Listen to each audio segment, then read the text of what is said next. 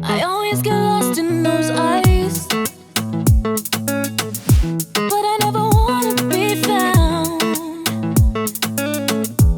Have the direction to your heart.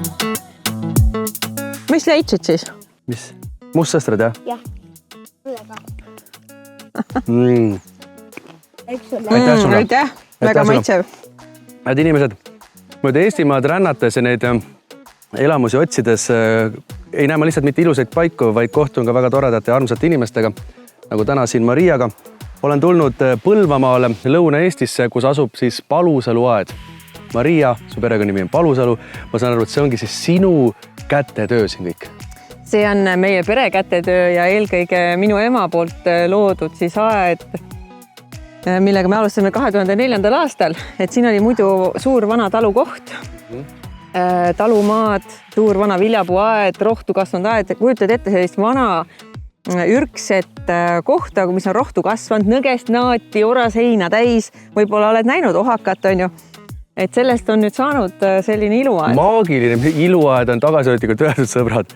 Maagiline on see juba ainuüksi siin palju elu selle muru peal kõndides. See on iga aiaomaniku unistus on saada sellist muru endale. Jätame muru seekord kõrvale. Räägime pigem sellest, mis siin aias on kõik need taimed ja lilled, et mis alusel sa need valinud oled või miks just need? See aed on rajatud siis umbrohuvaba aia põhimõtteid arvestades, ehk siis, või tegelikult sellist vähehoolt nõudva aia põhimõtteid arvestades. Siia on valitud taimed täpselt selle järgi, millised on need tingimused, mis on siin aias nagu mullatingimused, kasvutingimused, aga ka selle järgi, et need taimed vajaksid vähem hoolt ja taimed on pandud kõrvuti selliste taimedega, kes omavahel nagu hästi koos hakkama saavad, et üks ei tapa teist ära näiteks. Sa ütled, et vähe hoolt, aga no jumal issake, seda ala on siin päris omajagu ja neid erinevaid kohti, et no hoolt ikkagi ju vajab. Jaa, absoluutselt, et see aed on 2,5 hektarit suur ja seda hooldab siis üks inimene kuskil 0,4-0,5 kohaga põhitöö kõrvalt päriselt. Mina kujutsin ette, et sul on siin tead 10 inimesed, kes hommikust õhtuni neid lasevad, sest kuidas saab muidu kõik nii ilus olla? Jah, tegelikult nii ei ole jah, aga see ongi ainult sellepärast võimalik, et see pinnas on ette valmistatud püsiumbrohu vabalt, ehk siis sul ei ole vaja naadiga siin tegemist pista, sul ei ole vaja oraseina või ohakat otsida.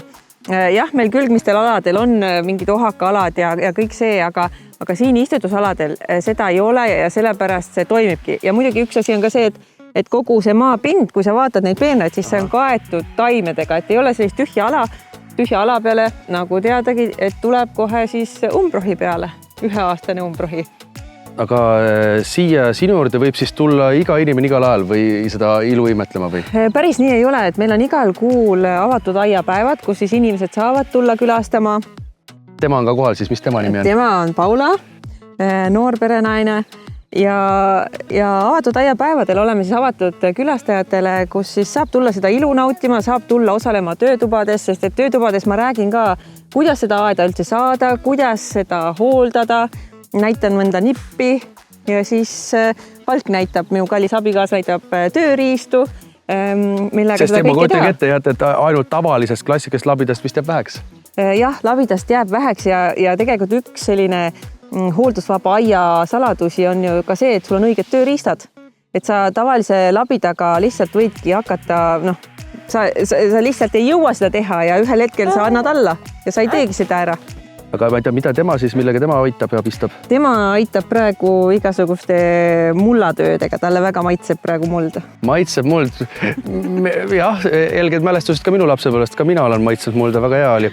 Aga need samad sellised koolitsud ja need samasugust kokkusaamised, need asjad, see on siis mitu korda kuus, mis see nüüd oli? 1 kord kuus. 1 kord kuus on 1 nädalavahetus. Nüüd, kui on suvine hooaeg, siis me teeme aia lahti, kus külalised saavad tulla ja nüüd juulikuus ongi 27 ja 28 juuli, kus meil toimub ka siis Eesti aasta püsilille valimine, mille lõpetab siis Rolf Roosalu kontsert 28. juulil, see on siis pühapäeva õhtul. Et siin selle ilu keskel siis saab ka veel kuulda mõnusat muusikat? Absoluutselt ja piletid on piletilevis täitsa olemas, et saab endale sealt soetada.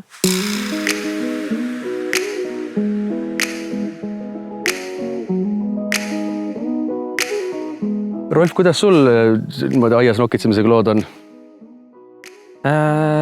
Noh, nii ja naa selles mõttes, et ega ma väga tihti sinna aeda nokitsema, kui nii-öelda, et ei jõuagi, et enda... Sa lähed kohe ilu nautima või? Jah, aga tegelikult niimoodi see on, kui Maria Palusalu sulle aia loob, siis põhiteema on see, et see on umbrohuvaba.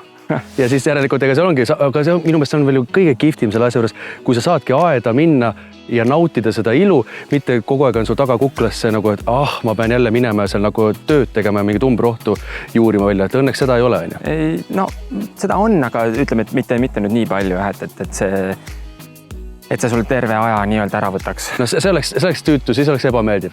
Aga siin ma kujutan ette, siis sa tunned ennast ju väga mugavalt ja seda mugavam on sul tegelikult ka siin üles astuda ja mõned laulud esitada. Et räägi sellest õhtust, mis lood siis ka tulevad? No mulle see nii-öelda see maaelu tegelikult üldse meeldib, sellepärast, et ma ju kunagi endale ka nii-öelda maakodu soetasin. Aga siin on siis jah, Maria kutsus siis enda aeda 28. juuli sellist väikest kontserti andma, et ma arvan, et siin on ilu nii silmale kui kõrvale kui ka igasugust muule maitse meelele, et saab süüa, juua ja mõnusat aega veeta. Ja tegelikult jällegi minu jaoks, et ma teen seda Elamustees Eesti saadet juba 6. suve ja olen käinud ikkagi, ma arvasin vähemalt Eestimaa risti-resti läbi siia kanti, siia aeda esimest korda. Tegelikult kuulsin aastast 2004, see on selline nagu minu eest vähemalt varjatud pärl olnud. Jah, no ma tegelikult tunnen ka Mariat 3 aastat juba, aga nüüd alles esimest korda jõudsin siia, nüüd tulen juulis 28. uuesti, et me oleme teinesest tunni aja kaugusel, aga näed, polnud jõudnud, aga seda enam tegelikult on, mis mulle meeldibki, et jah, tunni aja kaugusel polnud küll jõudnud, sest meil kõigil on kahjuks ikkagi kiire ja kaasajal on selline hektiline, me oleme küll nutiplutti igatepidi nagu sekundi murdase jooksul üksteisele kätte saadavad, aga näost näkku kahjuks tihti ei kohtu, aga just suvel tegelikult tuleks seda aega võtta, sest et ühest Eestimaa otsast teise sõita tegelikult ühe päeva jooksul koju tagasi saab ka väga mugavalt. Me oleme nii armsalt pisike, aga meil on nii ilusaid maagilisi kohti. Saab ja miks mitte ka, ma ei tea, kusagile ööbima jääda või et ja kui saab ju ka telgis magata. Miks mitte siin kas või? Ma arvan, et siin leiab koha küll, kus telgi üles panna. Aga Rolf ootab teid, tulge, aga enne siis Maria käest küsi, kas võib telgi kaasa võtta või siis miks mitte ja siin kindlasti saab kuskil läheduses ka ööbida. Aga ega siis ometi Eesti aasta püsilille valimisega teie ju suvine hooaeg läbi ei saa? Absoluutselt ei saa, et juulikuus on küll hästi lopsakas õitsemine, aga augustis on veel üks avatud aed tulemas. See on viimasel augusti nädalavahetusel, kus oleme avatud ja ootame külalisi aeda, et siis on ka väga võimas, juba kõrrelised on võimsad, floksid veel õitsevad, monardad, et see on väga selline muinasjutuline. Ja kui te tulete, sõbrad, siis võtke papud jalast ära, tundke seda maaväge ja kõndige palju elu siin selle muru peal. Palusalu aed Põlvamaa ootab teid.